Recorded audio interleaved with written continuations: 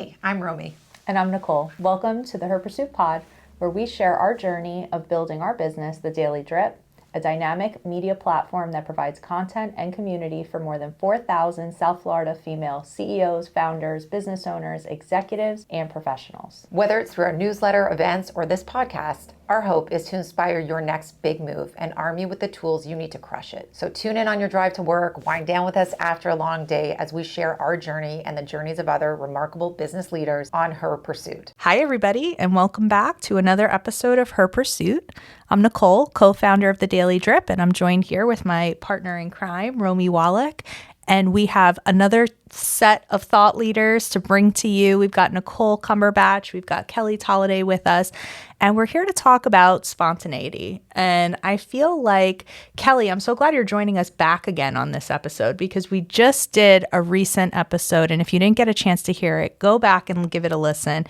It's all about travel and the pressure for perfection and unmet expectations. And Kelly, being the travel expert that she is, really gave us so many tips. But what I think was my favorite part of the last episode was everything you shared about integrating back into reality after your travel experience and keeping bits and pieces of your experience with you every day.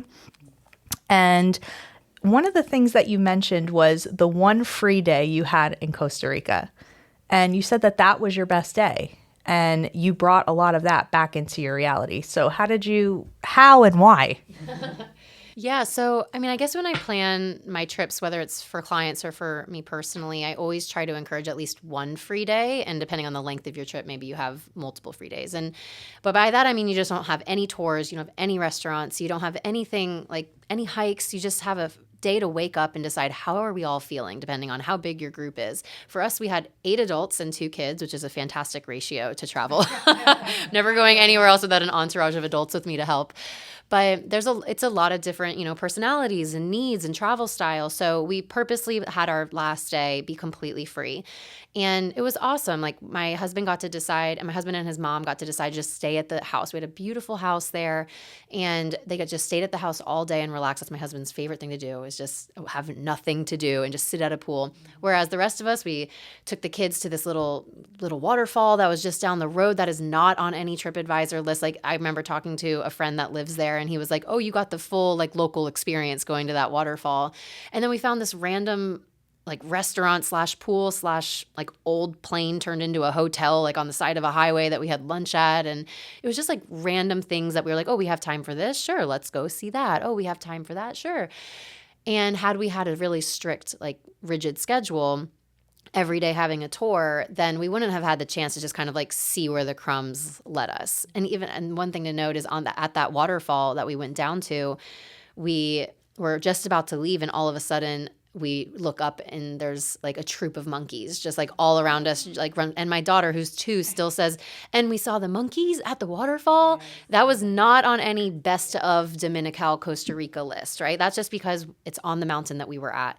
So, and that was the one thing that my daughters are going to remember. So I think it's one of those things that allowing yourself that spontaneity and then allowing yourself to just make choices. I think oftentimes what we talked about on the last episode was not allowing a Pinterest or Instagram or even a travel guide like myself, a travel advisor like myself, dictating every single second of your trip, because you lose that opportunity to allow for that spontaneity and allow for those choices that you can make throughout the day that build a lot of that cognitive flexibility that you'll bring into your daily life at home.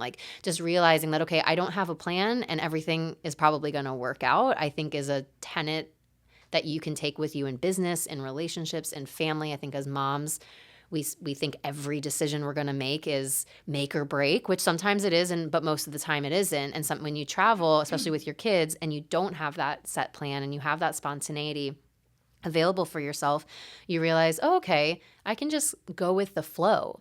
And also as a mom, your kids don't really ever, at least in our society, don't really get to see you go with the flow and be relaxed. So I think that's also important for the kids to see that too, is you just allowing the day to unfold, which we don't really allow ourselves to do very often.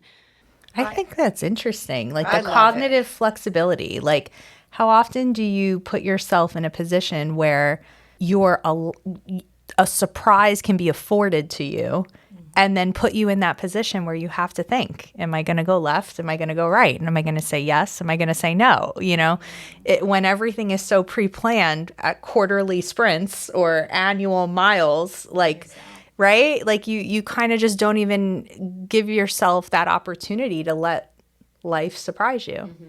One of the coolest things I think that happened to Josh and I before we got married, we were engaged and we decided to rent a car. We went for work to Europe for him and we rented a car and we were driving just with no real set agenda, but we had planned to stop in Vienna. And what was really cool is we pulled in and quite frankly, we were just kind of like, I don't love it. Like, let's get back in the car. We want to find something a little more, I don't know. And what was really interesting is that we did that and we pulled off and we found this super cute town. I called my mom from where we were and I was like, yeah, we ditched Vienna. We stopped here in Linz. It's so cute. She's like, your uncle was born there in a displaced persons camp after the war. Oh my God, I just got chills. And it was like the craziest thing. And so like, what a random but awesome experience when you do leave certain things to chance. I love that. That's powerful. You both make me think of my husband that's how he travels, Kelly. Like he really goes with the flow. I am more of like, well, let's have a plan. So bridging the gap has been great to see both. So we do a little bit of both. But there was one time when we went to Tuscany and we had slept. We did the cardinal rule of sleeping. And it was my first time in Europe. And you're not supposed to sleep for the jet lag. You're supposed to stay up. And we woke up at like 8:30 and we were in this like little town of Tuscany. So everything was closed. And the hanger starts coming in and I'm so mad. I'm like, you let us sleep. You know about traveling. He's like, oh, we'll find something. I'm like, but everything is closed. We drove along the coast, found the best restaurant. Like everything was so spontaneous. And it happened to us twice, by the way, back to back, 2 days in a row. But either way, every time it worked out. Like we found the best place. We met the best people. We were taking limoncello shots. And he's like, see, I told you. And I was like, we were this close and not having dinner before bed because there was no town market. It truly was like immersed in the people. Like there was no, like Pizza Hut, big city, right? Nothing. It was very small. So everything was closed. But that really was the instrumental, like, aha, like we could do both. Like you need to have rigidness of, yes, if there's things you want to plan and see, whether it's traveling, whether it's business, you need to have a plan of some sort. But there is also beauty in the flexibility and saying, hey, let's see what happens and embracing that. And that was a starting point for me. Like my husband lives his life that way. I'm rigid. And seeing the two together, that was pretty cool. And yeah. How did you bring that back home? Did that change you when you came home? Yeah. It changed how I traveled going forward. It changed, I just learned to be more open-minded, I think, that I ever was. And even in starting my business, my husband kind of reminded me that he's like, listen, you have a very clear vision, but also be open to knowing that your vision may be here, but it may take you all the way to Z. And that stuck with me like almost 5 years ago. And I was like, well, yeah. He was like, I want this. He's like, be open that it might not be that way and be okay with it. And boy, has, that been a whole thing. I remember you talking about that years ago and like talking about what you in terms of your reach. Oh my God, I want it to be a national platform. And then it was like, I have this thing that's happening right here locally. And you shifted. I think the key, and I think we do this well as well, is that, and I'm sure you, is the core, the reason for, the why, the mission. That piece is solid. It's firm. That's not where the flexibility lies. But if you're paying attention to what you're building and realizing, like, I mean, did we envision a space 5 years ago? I know we didn't. Did you? I know we didn't. But it's part of the bigger picture. It fits because we did have the flexibility, but it fits also because the reason we're doing all of this is still intact, 100%. Oh yeah, we're 180 degrees from where we started and what we thought it was going to be, and I would say a lot of that has been by being finger on the pulse, having a strong feedback loop, really trying to co-create something with the people you're serving. So I give a lot to that. But along the way, I have been surprised. Like there have been moments where I'm like, wow, I never expected that to happen, or I never expected that opportunity to come from doing this, or I never expected that to be the desire or the feedback. And then it's like, okay, what do you do with that? And sometimes it's like you're building and you're laying all these bricks, and because you're putting one on top of the other, that opportunity comes along and you're in position to say yes. Well, that's the biggest part. And I think it's so funny. I was at a Women Leading Broward event prior to this, and the woman who spoke was talking about leadership and innovation and how to really, truly be a good leader in whatever aspect, CEO, in whatever of your family. Like, you have to be able to innovate and what that means, which goes in line with your having a pulse on that. Like, how are we innovating? Are we going to be able to be flexible in the change? What if the weather in Costa Rica wasn't, okay, we couldn't surf. Okay, well, what's the adaptability? Well, what can we do to next go with it, right?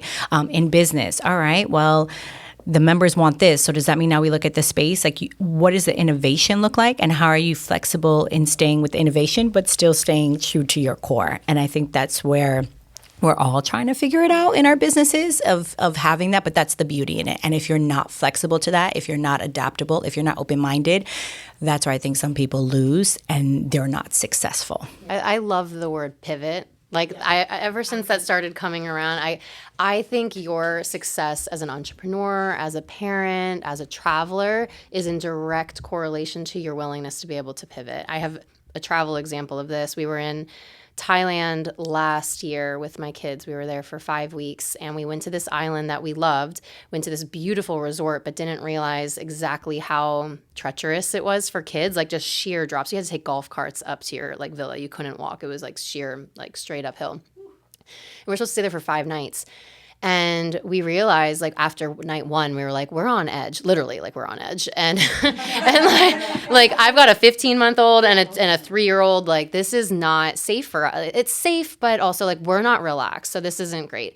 So we had to make a pivot. My husband looked back at another island nearby and said, I can book a hotel at another island. We lost the 3 or 4 nights at the hotel in Koh Phangan, and we had to pay for a new hotel in Koh Samui, but we were okay with that loss in order to be able to pivot and feel so much. As soon as our feet touched the sand of the next island, we were like, this was the right decision. And if we were so like rigid in our, well, we're supposed to have 5 nights on this island and we're supposed to have these experiences, or my business is supposed to look like that, or I've already been doing all of this, you don't leave a lot of that chance for you to feel a lot more grounded in your decision, to give your community members what they're asking for, to have the experience that you're looking after, and being okay with like that not being a failure, that being more of a pivot. I mean, I have more experiences traveling to count, but I think the more that you're able to lean into that pivot, that flexibility, whatever you want to call it, the more you have the experiences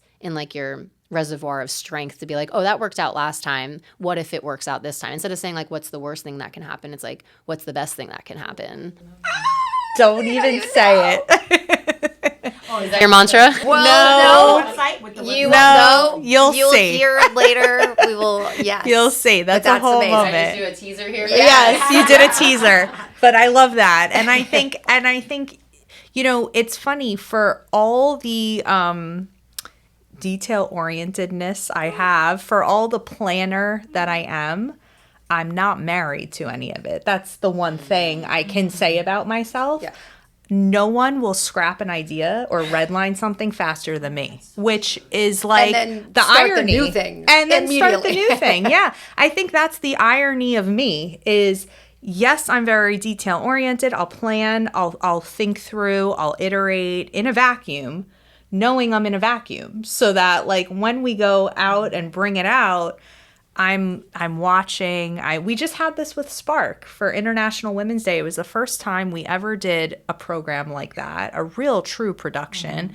It really stretched me in every way, shape, and form, and it stretched the Daily Drip in every way. I mean, it pushed our budget to the max. It pushed everything to the max, and we gave it all we had.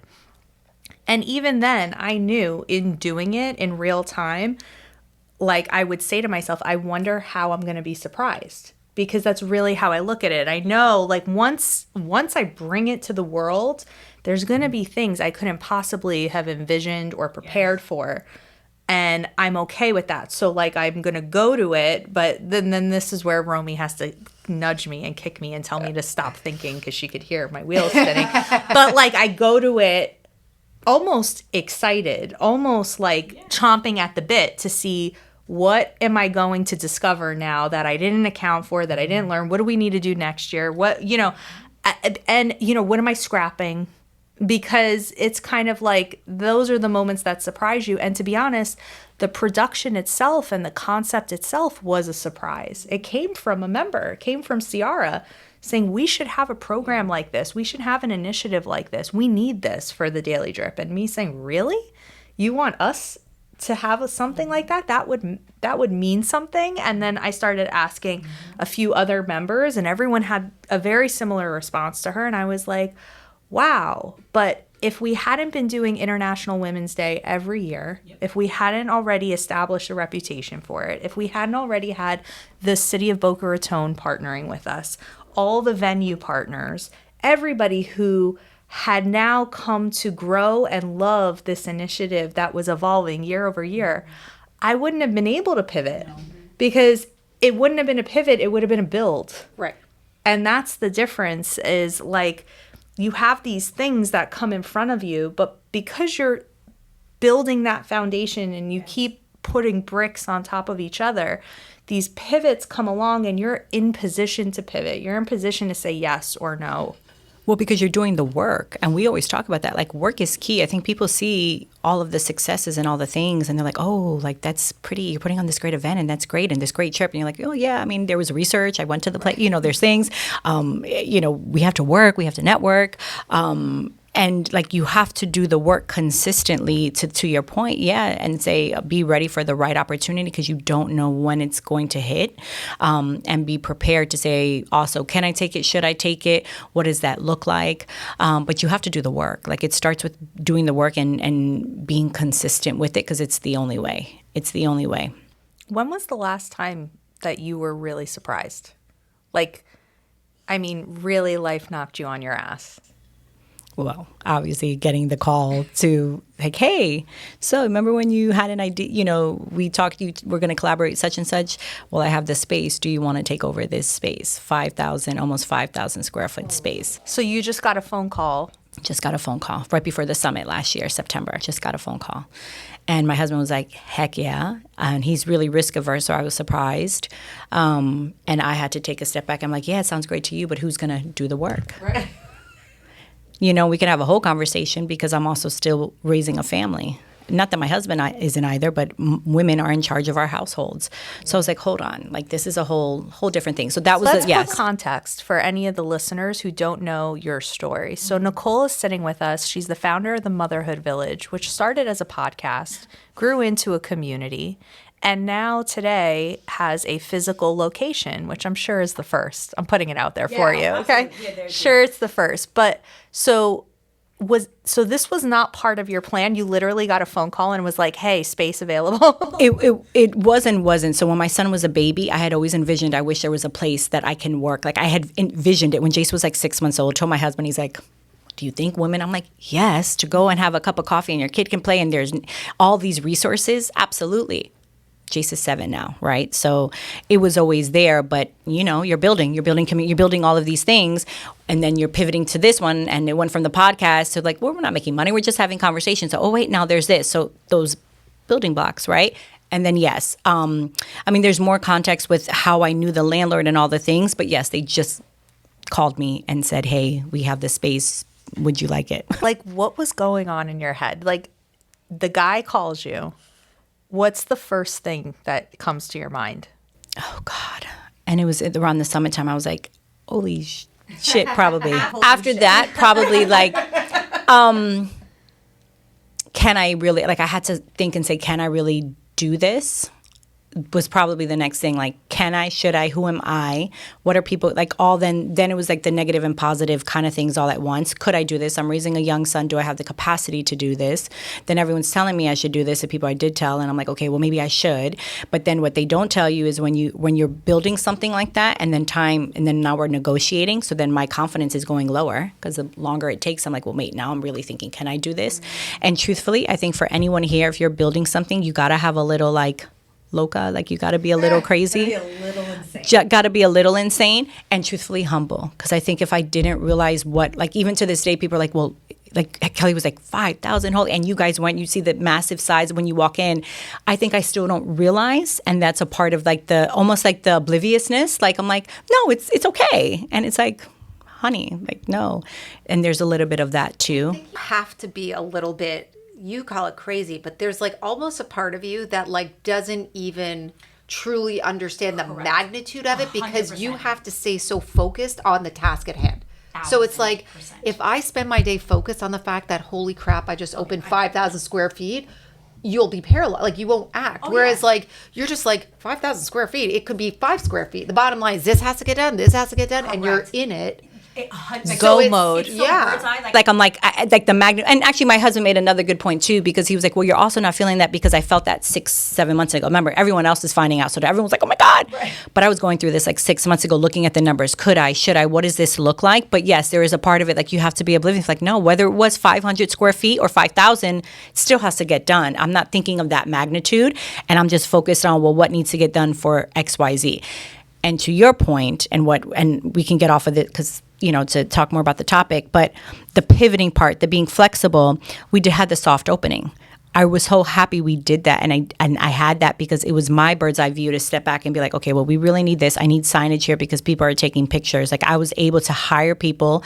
Outsourcing is another one, delegating, all the things of saying, okay, let them handle that so I can walk around, I can mingle. Well, what are we missing? What does it look like for a grand opening? Oh, we need this. Oh, we should have a thing that blocks so that the little kids don't run out, right? I don't have little kids anymore, so it doesn't matter to me. Oh, well, a mom's little one almost ran to the front door. Okay, cool. Well, we need that there.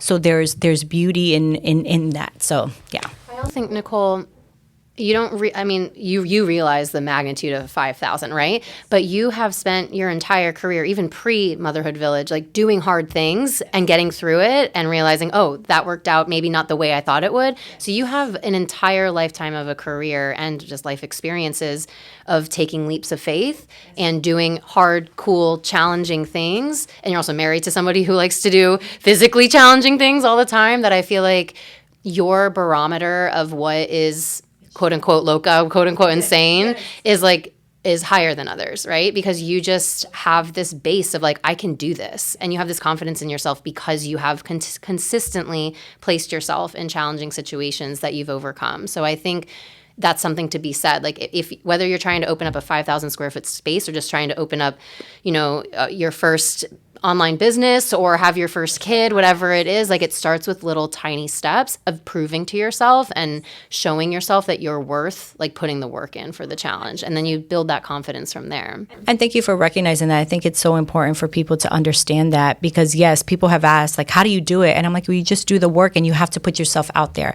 Like even if it's fearful, even if it's this, because yes, to your point, then you have the 10,000 hours of putting in the work to say, oh yeah, well that kind of, but I did that. So well, maybe I can do this too, right? Like who says I couldn't? So 100%. Yeah. Thank you for that. And I think to your point on the barometer, you kind of like build like a spontaneous, a loca muscle. Yeah. Like your threshold for that kind of goes up higher than the average bear. Like I was saying to Romi the other day, I can't believe like we pivoted Spark to the production level we did and opened a physical space. And like for me personally, doing it while pregnant, mind you, a surprise pregnancy. Like, right. You know what I mean? Like something to be said, yes. I'm just saying, like it was a lot of opportunities that came along and saying yes that I said to her, I don't think I can count on one hand the people who would have said yes to just one of those things. We took on both, right? Like overlapping each other. When I sit and really think about it, I don't think about the result as much as I think about the will of like the spirit that we had to do that. And I had found out I was pregnant. We already had Spark in motion. Right? So I certainly wasn't going to say like turn back now. No, it was like, okay, how are we going to do this? Like we got time. We can work this out. Like, we'll figure out like mat leave, but let's like get through Spark. Yeah. And, like we like there was no going back. And then it was funny how we came about the space was a lot of good fortune. It was a facility that was in my family, a building that we had, but the timing of how things happened and fell into place, that was never part of the plan. It was something that happened, and it was like, oh, wow, we could use this space for the Daily Drip. Like, that was never on our vision board. Oof. It was never part of the plan. So then it was, could we? Mm-hmm. Should we? What's the purpose? Like, how are we going to do this? What's all these things?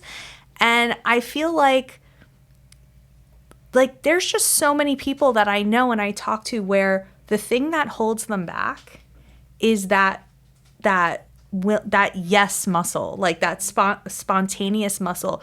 They wait for everything to be perfect. They think they have to be in a certain position or have certain things. Like, the reality is sometimes, like, the opportunities of life, the best opportunities of life happen before you're ready. They happen when you're not expecting it. They just fall in your lap sometimes. And, like, for me personally, I take that as a sign. I think when things happen like that, when people say something that triggers you and makes you pause, when an opportunity to do something big comes along when you didn't even have it on your mind, to me, I think it's like divine intervention. It's part of what you are supposed to be doing. Like, this is intersecting with you because you're ready. I think the universe tests us with that. I really believe in that. I'm like such a universal spiritual faith-driven person, and I think it really tests us. I think it's the universe telling you, like, are you really ready? And you're either going to take it and you're not, and if you're not, then sometimes it wishes by. But yeah, I think it's the universe, like, testing, like, if you really wanted this, like, you guys want to make this impact, okay, well, what does that look like? Now you have this space, what are you going to do with that? And then I think it rewards you in ways when you show, yeah, I'm going to kick it right back to you, and I am going to show. The best things, I can honestly say, the best things in my life have been because I've said yes to things without really, I don't want to make it seem like I don't think anything through, but I have said yes to so many things that have truly changed the course of my life, like in significantly huge ways. Like, Josh and I dated for 3 weeks before we were living with my parents, and after 8 months engaged. Like, it just, and everyone's like, it's so crazy, 27 years we're still together. The crossing, I didn't even know what I said yes to, but I said yes, and it changed everything for me in a lot of ways, and it helped me with what we're doing. It helped me step into what we're doing and what we're building in ways I could never have imagined. Nicole just says, this is what's happening, and I say yes all the time. I followed her into basically a closet at the hotel. I wasn't even looking up. I'm like, here we go. But I thought it was the door to the hallway. It ended up being a door to nowhere. But I think that there's so much and my aunt actually always refers to this quality of mine, which is that I'm a yes person. Like, I'm game. Like, I'm ready. Like, fuck around and find out. Like, let's just see what's going to happen. I think that has brought the most rewarding things into my life. Moving to Florida. There is an element, like, I hate to be the one to say this, but it is just a fact. There is an element of the quality or the depth of the experience that hinges on that. Your ability to fuck around and find out. Right. A trip, business, parenthood, like, your ability to have that little bit or a certain amount, like, you need a certain threshold of fuck around and find out. You have in you, and that is the difference. Like, that little bit is what changes everything in the experience of building a business, of your building your family, of what an experience is going to feel like and look like for you, how much it'll stay with you, all of it. Like, you kind of need that, I think. Definitely. Well, I also feel like, I also say, like, being a yes person's been like, people ask, to your point, people ask, well, how did you start this? And why do you have so much confidence doing that? And don't you think about this? Like, it's just a part of who I am. And I think it's been life experiences, but like you said, the most life-changing moments happen when you just like dive head first. I remember I met my husband when we were both in Dublin at the same time, traveling separate trips, and we just met in a pub. He's from Australia. I'm from here. I'm finishing college. He's finishing college in Australia. There should be no reason why. Like that could have just been like a fun night and then carry on, So, but we both said yes, immediately. It was like, that was a yes. And I shouldn't have moved to Australia after 6 months of meeting him. We shouldn't have, decided to take teaching jobs when neither of us had any business teaching children English. Like, we shouldn't. There's a lot of reasons why, but I think the reason why some people succeed in their own versions of success, not exactly, the stark definition of the success. But I think why some people may appear or feel successful is because of that ability to say yes and figure it out later. And there is something to be said about setting boundaries and, being clear with yourself. But I think your ability to dive head first into something and figure it out as you go is, at least for entrepreneurs, in my opinion, that kind of like secret sauce. You have to. And I think like it's important to know, like when we say yes, fuck around and find out, it's not irresponsibly. Yeah. Like it's, like it is I mean, you're still going to consider, but it's more like you're not going to overthink yourself out of it, I think is the key. And for all of us, I'd say, well, definitely for me, overthinking is definitely a part of who I am, but I'm very careful to not overthink myself out of the yes. Yeah, I think sometimes, I was talking to someone about this because they're a marketer and they have she was like, I'm burning myself out. I'm building all these flyers. And I'm like, honey, keep it simple because you're going to overthink and then you're never going to do and then you're going to get burnt out. I was like, I probably need a little bit more of you because now I just I attend things and they're like, where's your business card? I'm like, it's on my phone. Like you kind of figured out. I'm like, I'm not going to let that stop me of me getting so stressed to say, oh my God, I need 100 flyers and it has to look like this. So what, I'm not going to go to the event? Or do I want to pay $300 to get flyers? No, I'll make it work, I'll network. And you figure it out. What is the worst that's going to happen in that? And I'm like, and if you stay so rigid, I'm like, then you get burnt out. And then you're like, what am I doing this for? And it just takes on a whole nother level. So I've just learned you have a plan and sometimes you just got to wing it and say, I'll figure it out when I'm there and see what happens. And those really are the best moments. I think it's for me, at least in particular, and I would imagine you have this, Kelly, when it comes to travel, because you're such an avid traveler and this is also the work you do. So probably sitting across from someone who this trip that they want to book is so monumental and they have this vision in their head and you're trying to extract it and make it come to life. And they've saved for all this time. Yeah, and there's all the emotions wrapped around it, right? There's so much meaning put on it. And you're trying to bake in flexibility. You're trying to sell them on the beauty of that one unscheduled day. That they're not even coming on the call, even factoring that in. They want every single thing mapped out, planned to perfection. For me, when I do a lot of strategic planning sessions with business owners, and there's a lot of emotion. There's so much riding on it. There's so much meaning behind the results, and it's way deeper than dollars always, right? And, so me trying to sell them or help them understand the importance of saying yes and figuring it out, getting started, taking your first step, building a foundation and growing off of it and not setting the bar up here, but giving yourself these pivotable moments or, it's a hard sell, but I feel like for me, it's why I'm a little bit loca and I'll just go do shit because I almost see what restraining yourself does, not just to you, but to the business. You kind of have to iterate enough and then go. Yes. And you can't know. You can't know without doing. Correct. You can't, even when I remember hearing people talk about, well, I don't know if I'm ready to have kids. You will never be ready. Right. It is the fastest education to literally having to be on the fly and pivot and figure stuff out because it's never a straight line. But it's like that for anything. How can you know if something's going to work if you don't fucking try it? We've started things and we've thought it's going to be great in one way or another, and this is what they thought, but we couldn't say for sure good or not good, yes or no, until we did it.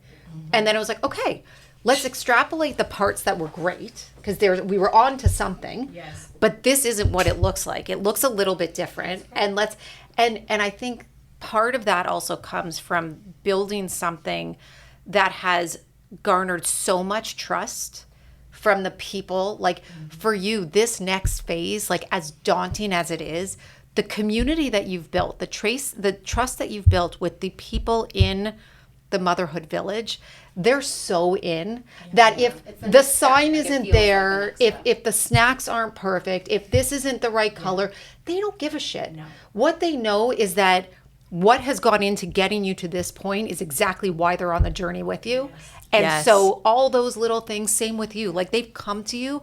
There's such a trust factor there. And that is something that I think we've all done really well and is critical for any business, that they're not missteps. It's people saying, hey, I get it. Like this didn't go perfect, but this is what it is.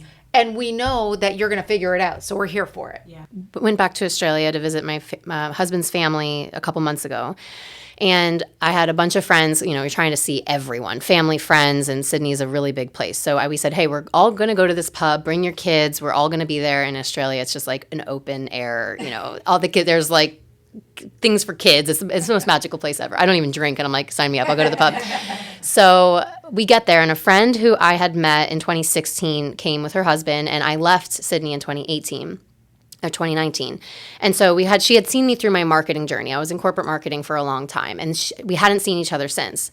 And she came up to me and she was like, so last I saw you in person, you were working in marketing, and then you were doing this retreat thing, and now you're a travel advisor. She's like, what's the secret to be able to just pivot and like change your life all the time?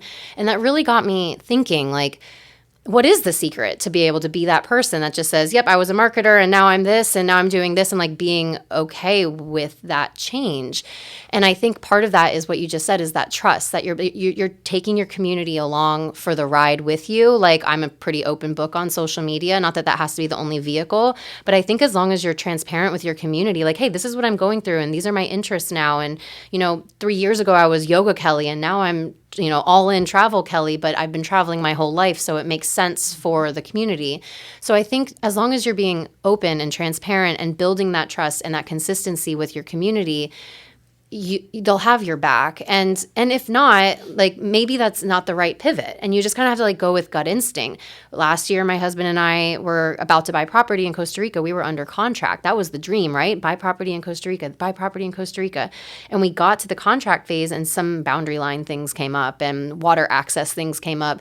And as soon as the problems kept coming up, it wasn't like fuck around and found out. It was like, whoa, actually our gut feeling is this isn't right for us anymore. And not just that property, any property in Costa Rica. And now we got really clear on what's the why. What did we want out of that experience? Do we have to own property to do that? So I think there's something to be said with the pivot, not just having the dream, but being able to pivot the how, but also potentially the dream too, once you get that gut feeling. Sometimes we're so gung-ho on the why and the dream and everything like that we don't take a step back to be like, wait, is this still my dream? Yeah, is this still something that I want? Right, yes. And so there's two parts to that, I guess, like being okay with like individually being able to pivot and make changes for yourself and building the community along the way, but also doing that gut sense, like, oh, we've been working really hard for this, but actually these problems aren't just tests from the universe to see if I want it. These problems are showing me I actually don't want this, and that's okay. And all these experiences lay the foundation for getting you to where you're sitting right now. Like, I said yes to financial services knowing zero about it.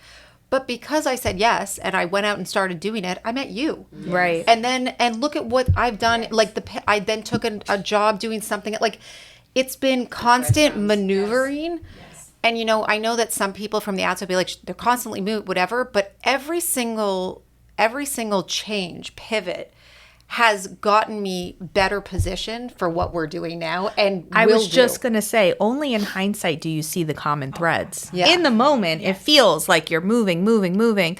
But when you look back, you see all the ways these things are interconnected. And that's why when I am talking with business owners all the time, it's like, you have no idea how this business or how this plan is going to surprise you.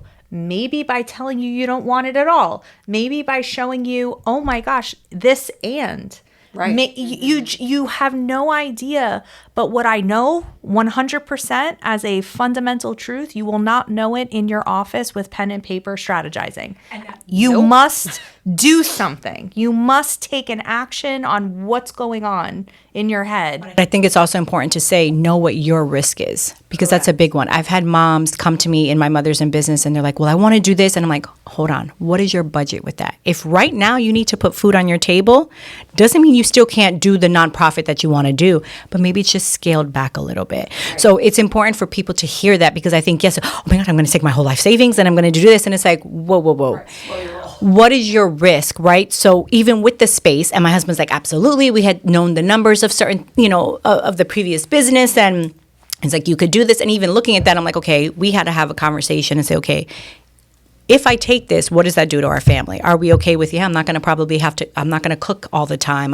What does this look like for us? What are we willing to put in? What is our return on investment for this? The whole kind of 9 yards. So it's important for people to hear that, because yes, you want to take the chance and you want to pivot, but to what extent and what works for you and your family. If working a part-time job is what it is, then work your part-time job, but still hustle on the side. It doesn't have to look like what it is right now. Just keep doing the breadcrumbs and it will come.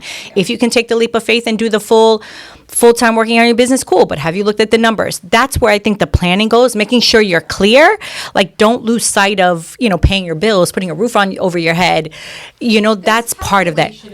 Absolutely. So I'm with you. Yeah. And that's what I said. Not irresponsible. It's not an irresponsible yes. Oh, should I know so many people that have quit their jobs and they're like, I shouldn't have quit my job. And I'm like, yeah, because people make it seem like it's like this grandiose thing. No, I still have. It took us, and how many years have we all been at this? Years? 100%. How many years? Like, we're in year 4, like ASAP. And it's like, no, honey, you still gotta, yeah. I think it's funny because you bring up the other side of it. And I think at the end of the day, having a fuck around and find out mentality requires you to do your homework. Yes. Right? It requires you first to entertain the idea. Yes. Sometimes we're so overplanned that we don't even see it. Yeah.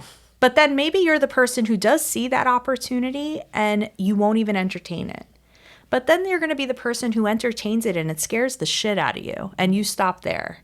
And then there's going to be the person who entertains it, who sees it, entertains it, plays around with it a little, and then says, fuck it. Let's do it. Right? And that that is the process, I think, of going that deeper step with life's experiences, is having eyes wide open for it. Yeah. Being able to marinate on it, play with it a little, try it on, and then go for it. And let it be part of your journey, part of the story. You just don't know. But I think I can at least speak for us. And when I say, like, the Daily Drip has been one spontaneous surprise after another in the best ways, in the very best ways. And I think whatever 2025 has in store for you, whatever's on your calendar this summer, this year for your business, whatever those 2025 goals were back in January or whatever. What does Maria say? Oh, it's not a contract. It's a compass. Your goals are not a contract. I literally will not be able to shake that for the rest of my life. It lives rent free in our heads, but it is really, I think, the perfect way to end this. Your goals, your expectations, your plans, they're a compass. They're not a contract. So keep your eyes wide open and let life surprise you. So thank you guys both for being here. Thanks for sharing so much. And I hope all of you guys out there listening got a little inspiration today on this episode. And we will see you back here on another episode of Her Pursuit. Thanks for joining us on this episode of Her Pursuit. You can listen to new episodes every other Wednesday on Spotify or watch us on YouTube. Stay in the loop on all our virtual and in-person events, read our latest articles, and catch new episodes by subscribing to our free weekly newsletter. Check out the episode notes for more details, and we'll see you here on our next episode of Her Pursuit.